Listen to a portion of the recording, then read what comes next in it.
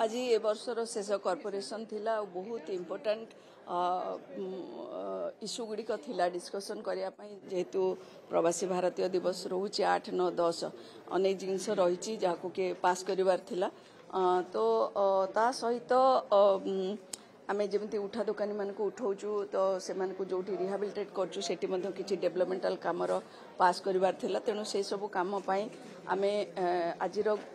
मीटिंगटा अत्यंत गुरुत्वपूर्ण थिला किंतु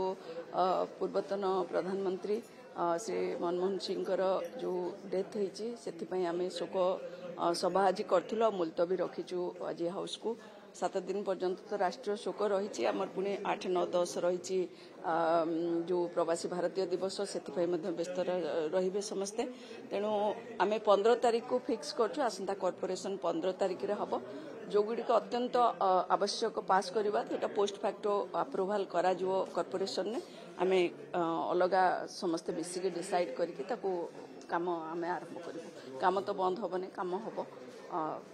आ परवर्ती पर्याय जदि कोटा दरकार थी ताले कॉर्पोरेशन ने पोस्ट फैक्टो अप्रूवाल मध्य आमे करते कल्चरल इवेंट और सेफ्टी एक्टिवेशन कार्यक्रम जा रही है आपन को बंद रहबो स्थगित रहबो देखो तो राहगिरी तो 29 तारीख बंद करिया पड़िबो कारण 3 दिन रोहुची एटलिस्ट 3 दिन तो हमको मानिबा को पड़िबो से 3 दिन भितरे जेहेतु रोहुची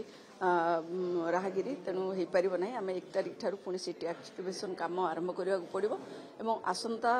नवा वर्षर जो प्रथम रविवारटा पड़िबो सेते बेला आमे ताको राहगिरी फास्ट आरंभ कर देबो आउ आमे एथर गोटे जाउछो हैंडलूम वॉकाथन करिया पई सेटा मध्ये आमे गवर्नमेंट को जणैछु एटा गोटे फर्स्ट टाइम से 8, 9, 10 जते बेले हमर रोहुची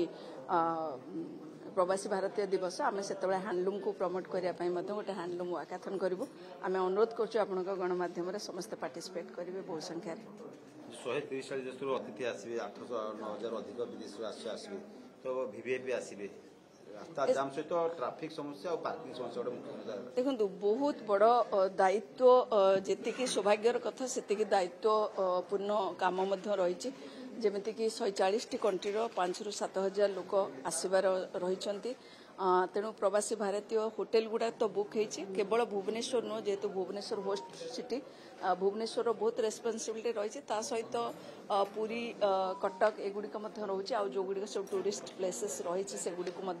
ध्यान दिया सरकार से नहीं माननीय मंत्री गोटे रिव्यू मीटिंग रखी से समस्त